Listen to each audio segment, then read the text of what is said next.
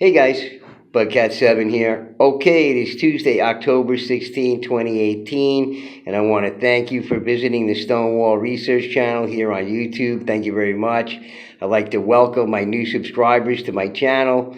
Please do check out my videos if you're interested in the Stonewalls of New York and New England. I've created some playlists to make the viewing a bit easier for you. A lot of my videos are only a few minutes long. They're not very long at all. So you're not investing a lot of time in watching videos, and they're absolutely fantastic. The things that you can see: mounds, effigies, stone walls, special constructions, just unbelievable. In Connecticut, my Mallory site in Connecticut, my research site there.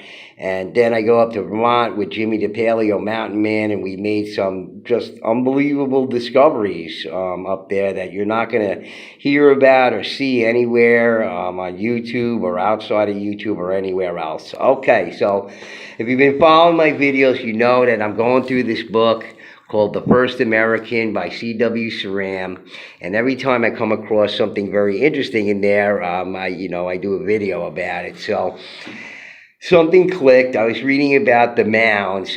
This is chapter 16, Solving the Riddle of the Mounds, and Ceram is talking about the Serpent Mound in Ohio. So let me just read to you this from it. And when I read this, it really clicked with me because it sort of related to something at my Mallory site in Connecticut that I speculated about. So let me read it to you. Even the Great Serpent Mound, which is probably the most famous of them, does not appear so very impressive when you walk along it or stand in front of it. Although it is a curious sight, it is best seen from the lookout tower or a helicopter, for only then can we appreciate the amount of labor that must have gone into its making. And in fact, most of the pictures of it are aerial views.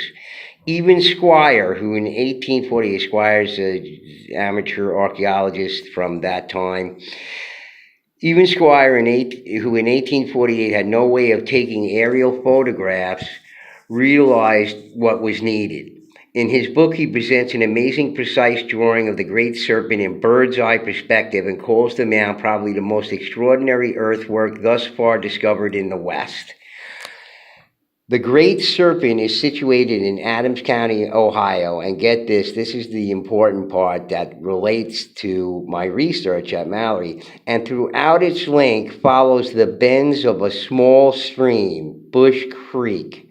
But it is raised 150 feet above water level. The head is at the highest point, the mouth open, the tail twists several times. The entire length, Squire wrote, would not be less than 1,000 feet. Actually, it is 1,330 feet. The average height of the body is about 1 yard. No wonder that this serpent, which was promptly taken as a symbol, excited Squire to all sorts of speculations. He thought of Egypt, Greece, Assyria, the Celts, the Hindus, and the Chinese. Many years later, as late as 1883, as solid a figure as F.W. Putnam of the Peabody Museum was, equally attempted into wild conjectures. But beyond spinning theories, there was something more important to be done. When Putnam revisited the serpent 3 years later, he found it badly damaged by amateur archaeologists, probably treasure hunters.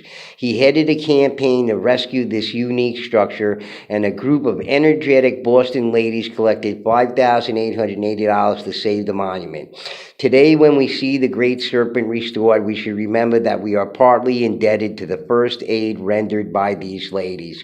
So a little interesting story there by Ceram about the Serpent Mound in Ohio, which, if you follow the subject matter, you're probably aware of it. If not, please look it up and investigate it. But what clicked with me was, I produced a video in my Mallory series here, called Openings to Snake Shape in Brook. And I just sort of speculated that the people there who constructed the stone walls in there actually engineered the brook to become this snake, and I'm discussing it in the video here.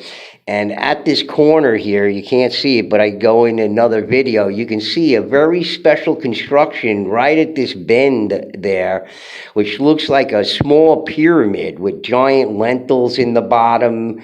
And it's just a fascinating stone construction there, which, it's, just impossible that colonists or settlers would bother doing something like that. But if you look at it, it's just fascinating to look at. But what was interesting to me is that, the Serpent Mound follows along the brook there precisely, the stream there.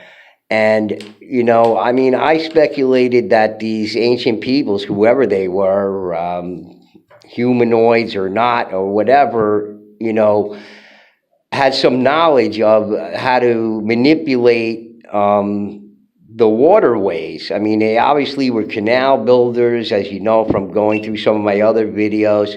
So I just find it very interesting that they said that in this book, and it sort of affirms or corroborates what I was talking about in this video here in my Mallory site there when I was doing research there. So, just the way that the stones were placed in the brook there helped create this S-curve in there, and you can see this phenomenal construction in there. So anyway, guys, I just wanted to go over this little part of what I found in Ceram's book in chapter 16, Solving the Riddle of the Mounds, and how the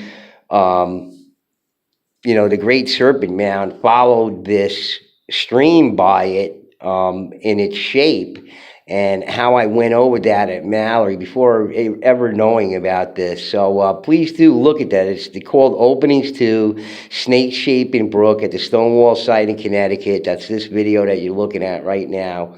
Take a look at that, because I go over that in my video, and here I have Ceram sort of more or less, affirming it for me here with the Serpent Mound in Ohio. So it makes you wonder, these people were canal builders. They obviously knew about the properties of water. They had engineering skills. So it's hardly surprising, and I don't think my speculation on it can be, sort of dismissed, that they actually created this S-curve in the brook there at Mallory. So in any case, guys, please do go back to my playlist there on Mallory, or go through my videos. You'll find it there, Openings to Snake Shaping Brook.